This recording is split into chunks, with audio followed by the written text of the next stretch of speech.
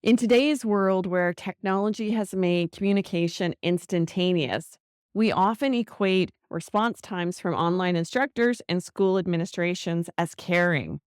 If we contact an education organization to inquire about a course or a program and we don't hear back for several days, it deeply affects our perception of that organization and also the level of support we feel we can expect to receive moving forward. We also know that delayed or lengthy response times from instructors are a major contributing factor to incomplete courses and high learner attrition rates.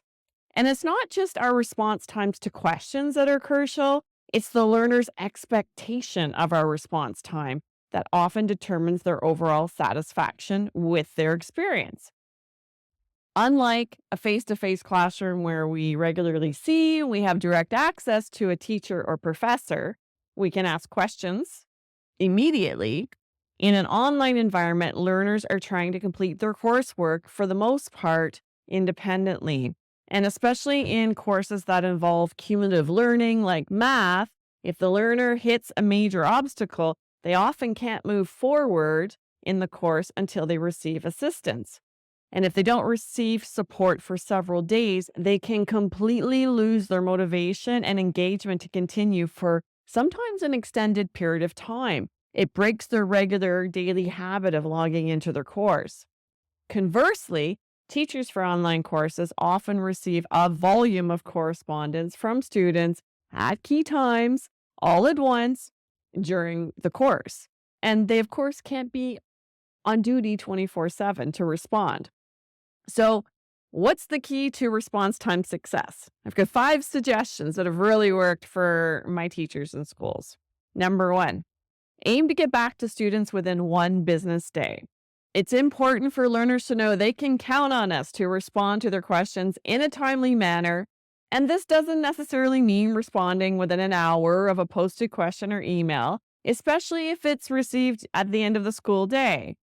But for many of my teachers, same day, next business day, that seems to be the sweet spot where both the instructor and the student is happy. Number 2, set clear expectations for response times right from the very beginning. So, for example, if you're only available to respond to emails and posts Monday to Friday, then students need to be aware of this so they aren't stressing throughout the weekend, waiting to hear from us on Monday morning. Learners often surprisingly don't automatically assume that online teachers follow the same schedule in a school as their teachers in the face to face classroom. Number 3, create an autoresponder. I often recommend teachers set up an autoresponder confirming A, they've received a student's question, and then B, reminding them of what their office hours are for response times. And this will confirm for a student that the email's been received and exactly when you'll get back to them. Number 4, make sure to stick to the scheduling boundaries you've created and the expectations you've now set. If you start responding to weekend emails, then the expectation from the student is going to be that you are available on weekends. And if you do happen to be working quietly on a weekend, as we all often do just to catch up, you can always schedule your email responses back to students to delay until the Monday. Email scheduling tools, fabulous for this. Number 5, encourage students to post questions in the discussion forums for your course. This encourages collaboration and engagement and allows them to learn from their peers' questions in your previous responses. This will greatly reduce email workload.